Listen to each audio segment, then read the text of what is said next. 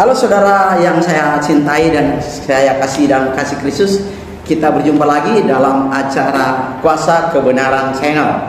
Saudara, pada saat ini kita akan membahas topik yang agak memiliki relevan atau berhubungan dengan topik yang minggu lalu, yaitu kalau topik minggu lalu adalah mengapa seluruh umat manusia harus masuk dalam kerajaan Allah. Dan saat ini kita akan membahas tentang perbedaan antara kerajaan Allah dan gereja. Namun sebelumnya saudara, mari kita berdoa.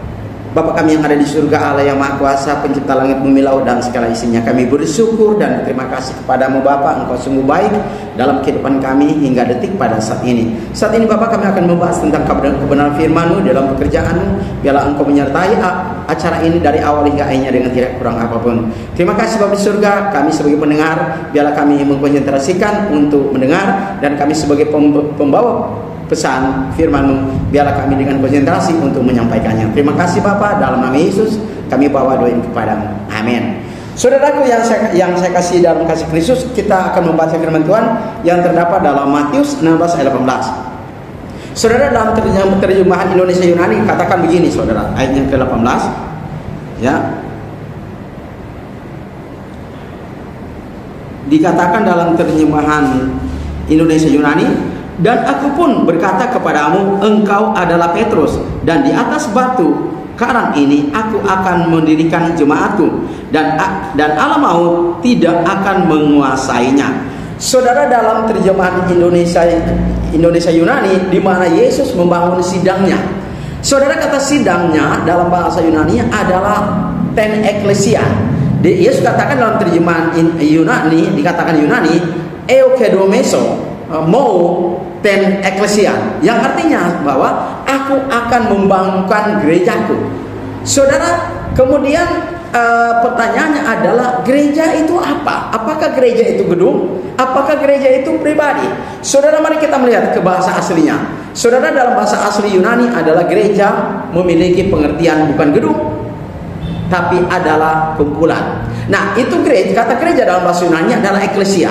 Saudara, kata ekklesian itu adalah kata majemuk, yaitu dua kata digabung menjadi satu, yaitu dari kata ek yang artinya keluar dari, dan kemudian kata kaleo yang artinya dipanggil.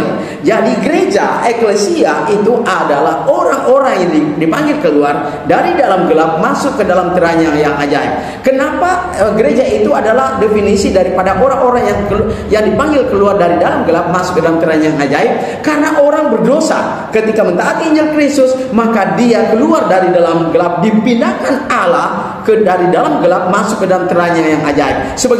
Sebagaimana Petrus katakan dalam 1 Petrus 2 ayat ke-9. Kemudian saudara, kita masuk pada kata kerajaan. Saudara, kerajaan bahasa Yunaninya adalah basileia.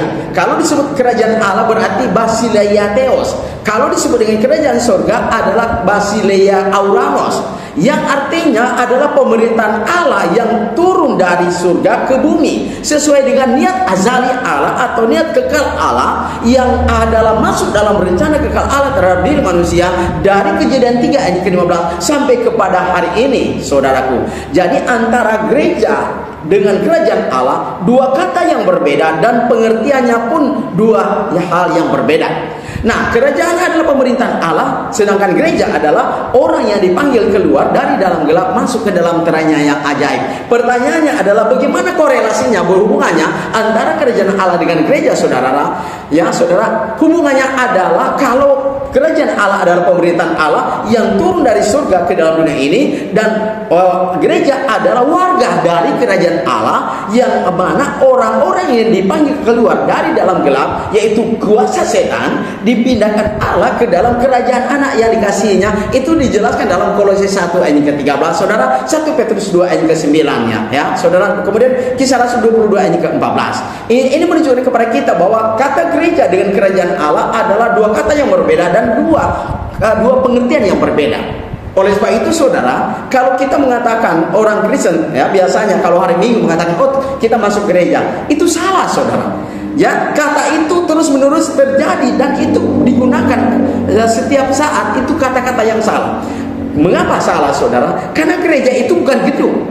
Ya, gereja itu bukan gedung, tetapi bahasa Yunani adalah eklesia, yaitu orang yang dipanggil keluar dari dalam gelap masuk ke dalam terangnya yang ajaib.